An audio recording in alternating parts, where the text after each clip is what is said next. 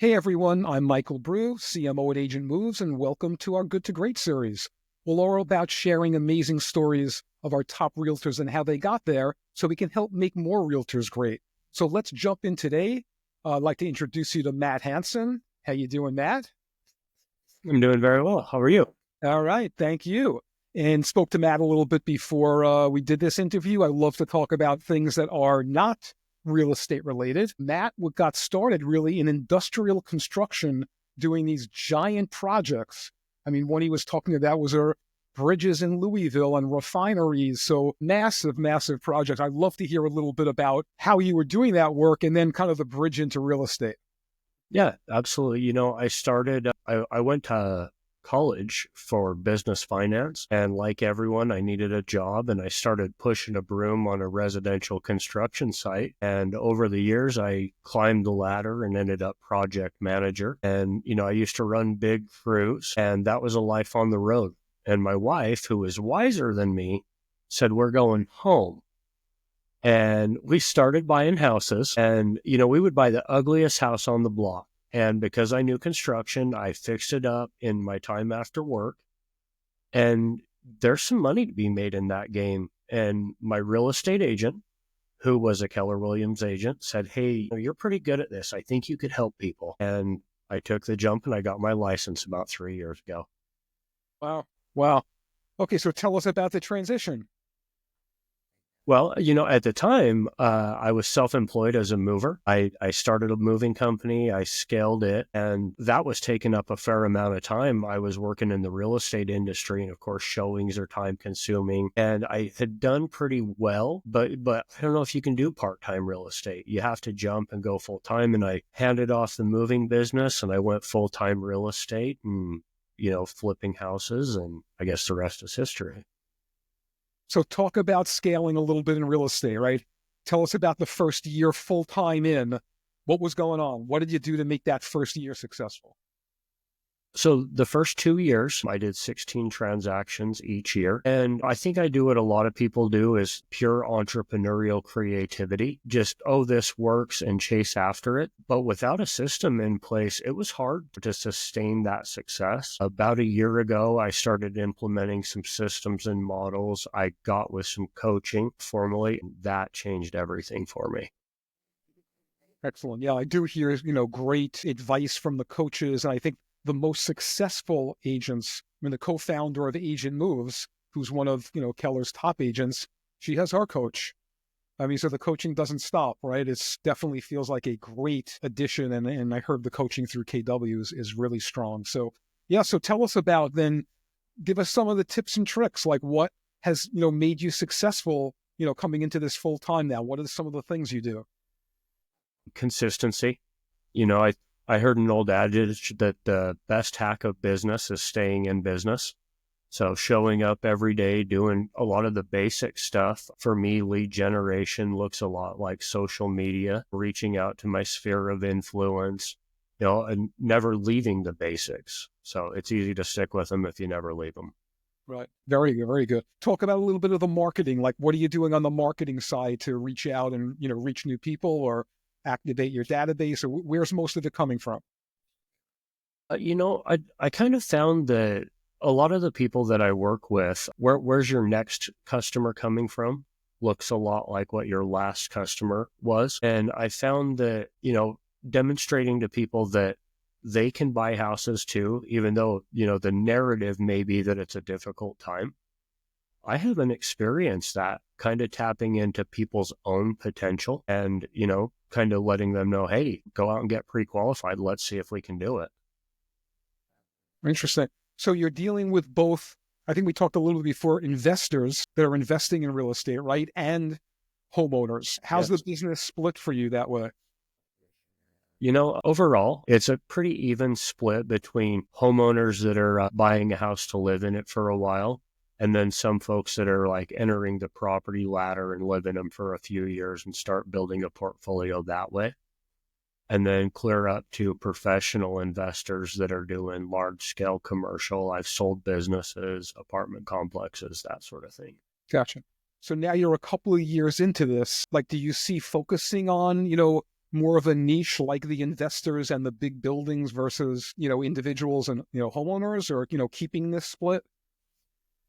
I think the niche that I found is tapping into people's belief in themselves.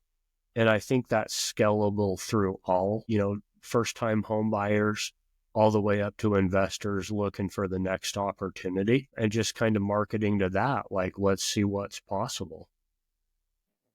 That's a very interesting, you just like slip that in there, but that is a very interesting point. It sounds like you bring confidence. You have a way to bring confidence to your buyers around whatever that investment might be that's really working for you. Yeah, I've actually been told that from customers, kind of having a calm way about you. And I genuinely care about people. So listening to their needs and kind of taking a consultative approach. And then just, I don't sell houses. The house sells itself when we walk into the right one. And I have to be the guy that's, a servant heart and there to help.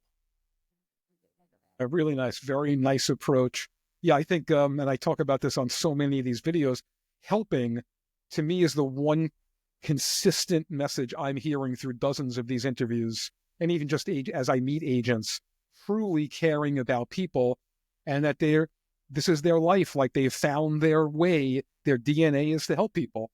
And it is every single agent I've spoken to, I just think everyone's interested in the money, but they all are getting their joy out of what happens in this transaction. And different than business, boy, when you work for some businesses, it's hard to get like joy out of your wins. Where I can see now, being involved in this industry now for this last year, the biggest investment, for any human individual is their home. And to make that a pleasant experience, and the excitement to be able to do that a few times a year has to be really joyful for you. Yeah, absolutely. I couldn't agree more. One thing that I found is, although I'm doing a lot of transactions, my customers aren't. They're only doing a handful every so often, and making it to them, to me, it's a big deal. And expressing that each transaction is the biggest deal on earth because it is their deal. Yeah. Yeah. No question. Yeah. So what are you looking at for 2025? How are you looking to scale? Everyone's looking to do something to keep, business going and look to grow it. What's the plan for 2025? I'm going to stay in what's been working. I've tried very hard to become a marketplace of one within my sphere of influence in social media. So I'll keep doing that, celebrating my customers, celebrating their wins, and then naturally the phone rings. So are you doing any marketing? You're doing some social, or what do you do to stay in touch with the people that you've sold homes to, or your sphere of influence?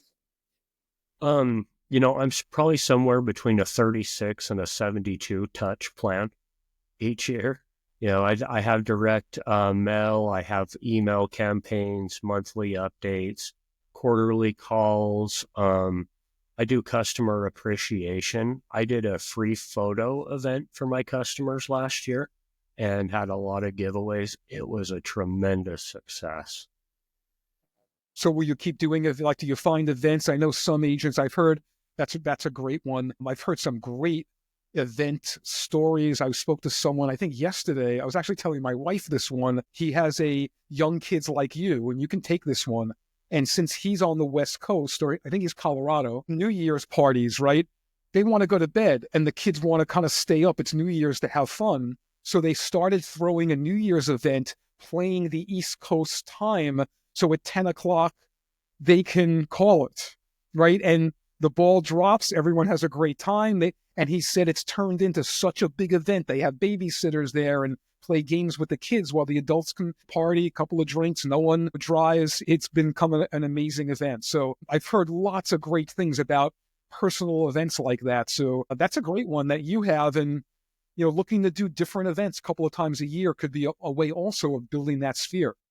Absolutely. Absolutely. I think we'll do a free movie night this year. We talked about renting one of those jump places, where everyone gets together. One thing I heard in the story there is that they care about people's families and about their kids and about everyone that's around them. I think that's really a key to success in this business, is it's not transactional. It's caring about people in general.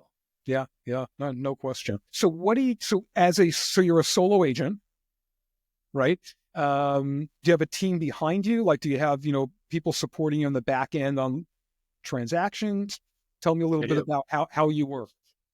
I do. I'm with my coach. I'm in MAPS coaching, and we're following the MREA model. So had to get my consistency up through the last year. We did that. I hired 2 virtual assistants. They're helping me a lot with social media and back end support. I have a transaction coordinator, and we're actually soon will be announcing officially more agents coming on board with us. So we're scaling pretty fast. Okay, excellent. Wow, love that. I love to hear the success. So give me like two points. One, give us a tip on, something you've done that didn't work, kind of the negative side, right? So people can learn, like I love learning from someone else's mistake, so I don't have to go make that mistake, right? Give us one of those, and then give us one of one of your tips to kind of close this out on, one thing that you do that you think is, or something you're changing, this year to get better at. Yeah, absolutely. If you went to my social media about a year and a half ago, you would see no consistency in branding. I was just chasing a cat's tail, really, at that point. Unifying your brand and being extremely consistent about what you put out, man, that's a game changer because then people know what they're looking at. And then things that I'm doing good, was that the second question? Yes, things that, a good tip on something that's really worked for you that you can pass on. I think just being genuine and being myself. And I think everyone should. You're your own superhero and just express who you are genuinely. And people know the realism. They buy into you. Yeah, very good. Yeah. Yeah, I do find that as well as, the individuals, the agents have great personalities. And like to your point, the confidence, everyone's style is different. Don't try and be someone else. Be yourself, be authentic. And the right people are going to, see the value, right, of your approach, of the way you address these things, right? I can see that you just keep it calm, right? You just stay at that level. And you need that, right? When you're panicked over this house, maybe I'm reaching too high, this house is maybe out of my price, or I really can get it, but I'm panicked over it. Having someone like you kind of calming me down and bringing it back to reality. Hey, maybe we should look for something a little bit less expensive so you don't overreach. Or here's why you may want to overreach now. These properties have been increasing in value, right? 5-7% a year. In 3 years, you will have lost, right? I don't have to tell you the story, right? But it's bringing that calm to the situation that I could see, just by, speaking with you, I'd be more relaxed since I'd be up here, right? And kind of bringing me back down. And, we would work together would be the thing there is one thing I found is where I have strengths, I also have weaknesses. And if we can work together and play to each other's strengths, that's really teamwork. And that's where we end up at the right house for the customer and good business relationships. Same thing. Right. Excellent. Excellent. No, I really love that. And again, I think you have quietly given us a few really good tips, through how you've built the business and what you've done. And I really thank you. This was terrific. And so please follow Matt on social media. I'm going to go check him out. I'm going to also go back to check out some of his old stuff to see what the heck he was doing, to see what not to do, and then to see how this is how you transfer this to, be, more branding and consistency and so forth. Really looking forward to it. Follow us on our YouTube channel. Please subscribe and AgentMoves. And until next time, Matt, thank you so much again for taking the time. Yeah. Thank you very much for having me.